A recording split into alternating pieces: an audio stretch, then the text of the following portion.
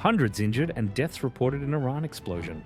At least 4 people have been killed and 500 more injured in a massive explosion at a port near the southern Iranian city of Bandar Abbas, state media is reporting.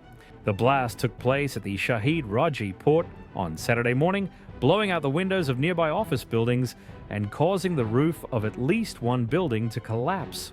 Footage showed people fleeing from the wharves at the time of the explosion and others lying wounded on the street. There are also reports of people being trapped under collapsed walls. A fire is still raging at the container terminal site, and pictures show huge clouds of black smoke billowing over the wharfs.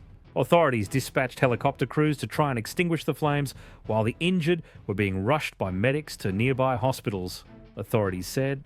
Some workers are still trapped under collapsed roofs, and we are trying to rescue them, one official told local media, according to BBC Persian.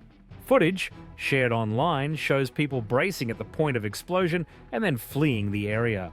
According to reports, witnesses say the explosion occurred after a fire broke out and spread to unsealed containers storing flammable materials, most probably chemicals.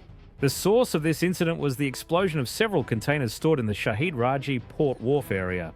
A crisis management official in the region said. One analyst firm said it believed the affected containers had contained solid fuel for Iranian missiles. The fire had been the result of improper handling of a shipment of solid fuel intended for use in Iranian ballistic missiles, according to Ambry Intelligence, a global maritime risk firm.